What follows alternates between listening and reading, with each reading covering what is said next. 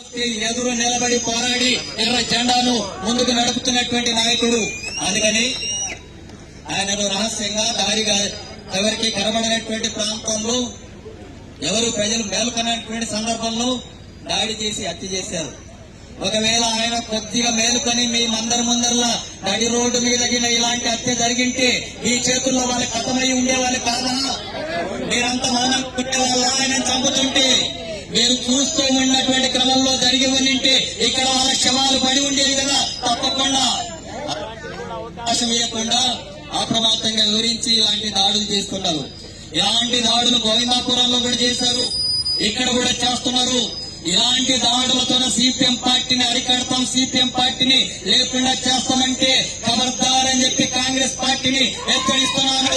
తీవ్రమైనటువంటి ప్రచారణ పద్ధతుల్లో ఆందోళన కార్యక్రమాలకి అదేవిధంగా ప్రతిఘటించేటటువంటి కార్యక్రమాలకి కోలుకోవాల్సి వస్తుందని చెప్పి కూడా హెచ్చరిస్తున్నాం. ఎర్రజెండాకు కొత్త కాదు, ప్రాణం ఇవ్వడం కొత్త కాదు, రక్త తర్పణ చేయడం కొత్త కాదు, బలిదానాలు చేయడం గొప్ప కాదు. ఏ దానికైనా తెగించి నిలబడేటటువంటి దమ్ము ధైర్యం సిపిఎం పార్టీకి, సిపిఎం పార్టీ నాయకులకి, కార్యకర్తలకు ఉంది. అంతేకాని కేవలం చనిపోవడానికి మాత్రమే పుట్టలేదు మనం, ఇట్లా బలిదానాలు ఇవ్వడానికి మాత్రమే పుట్టలేదు మనం.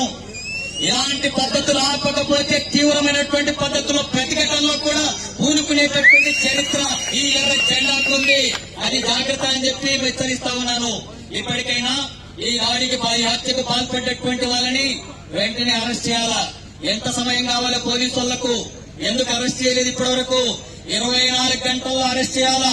24 గంటల్లో అరెస్ట్ చేయమని కమిషనర్ ను హెచ్చరిస్తా ఉన్నాను.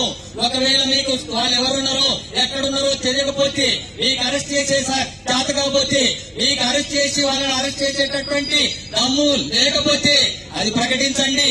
సిపిఎం కార్యకర్తలకు పిలుపునిస్తాం. సిపిఎం పార్టీ కార్యకర్తలకు ఇస్తాం. ఈ భూమి మీద ఎక్కడ ఉన్నా సరే పాత రిస్క్ తీసుకొస్తారు. చట్టబద్ధంగా వివరించాలని ఈ రకమైనటువంటి కార్యక్రమాలు చేస్తున్నాం. చట్ట ప్రకారం మీరు వివరించాల్సినటువంటి అవసరం ఉంది. కాంగ్రెస్ పార్టీ కదా, అధికారంలో ఉన్నాం కదా, మంత్రులు ఉన్నాం కదా, ముఖ్యమంత్రులు ఉన్నాం కదా, ప్రభుత్వం అంతా మా చేతుల్లోనే ఉంటది, పోలీసులు మా చేతుల్లోనే ఉంటారు, పూర్ణాలు మా చేతుల్లోనే ఉంటారు.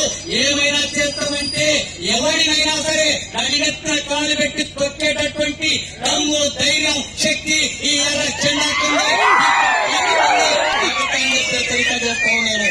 ఈ రకమైనటువంటి పద్ధతుల్లో ఇలాంటి అరాచకాలకు పాల్పడి ప్రజా సమస్యల మీద, ప్రజా పోరాటాల మీద ప్రజలకు అండగా నిలబడేటటువంటి ఈ పేదవాళ్లకు, అడగాలినటువంటి తరగతులకు, దళితులు, గిరిజనులు, బలైన వర్గాలు, ఈ పేద కుటుంబాలకి అండగా నిలబడి పోరాడుతున్నటువంటి వారిని హత్యలు చేసి సిపిఎం పార్టీని లేకుండా చేస్తామనుకుంటే, సిపిఎం రాజకీయాలను లేకుండా చేస్తామంటే, నాయకుల్ని నరికి చంపటను ఈ రకమైనటువంటి పద్ధతుల్లో చేస్తుంటే ఎర్ర జెండా ఆ రకంగా ఒరిగేటటువంటిది కాదు. నరికిన కొద్దీ విరగబూస్తాం, నరికిన కొద్దీ విరగబూస్తాం, విరగబూసి చరిత్రనే తిరగరాస్తాం. జాగ్రత్త. పరిస్థితి ప్రజలు మౌనంగా ఉన్నారు కదా అని ప్రజలు మౌనంగా ఏమైనా చేయొచ్చు, ఈ అమాయక జనం ఏమైనా చేయొచ్చు. నాయకుల్ని అంతం చేస్తే, వాళ్ళ అండగా నిలబడేటటువంటి వాళ్ళని అంతం చేస్తే వీళ్ళందరూ కూడా మేము చెప్పినట్టు వింటారని, మాకు అణిగి ఉంటారని, ఆ రకంగా మేము గ్రామాల్లో రాజకీయాలు ఏమైనా చేయొచ్చని చెప్పి అనుకుంటున్నారు. ఇక్కడికి వచ్చి చూడండి. ఇప్పుడు మీకు దమ్ముంటే వచ్చి ఇక్కడ చూడండి. సిపిఎం యొక్క దమ్మేంటో, సిపిఎం శక్తి ఏంటో, సిపిఎం యొక్క సాహసం ఏంటో. మీరు హత్య చేసిన తర్వాత ఆ హత్యను కూడా లెక్క చేయకుండా ప్రతిఘటించి తీర్థమనేటటువంటి పద్ధతులు ఇక్కడ ఆరకునేటువంటి పద్ధతులు ఈ కార్యక్రమం జరుగుతుంది. ఇప్పటికైనా కాంగ్రెస్ పార్టీ ఇలాంటి కార్యక్రమాలను సంబంధించుకోవాలా, హత్యకు పాల్పడినటువంటి వాళ్ళని అరెస్ట్ చేసి కఠినంగా శిక్షించాలా.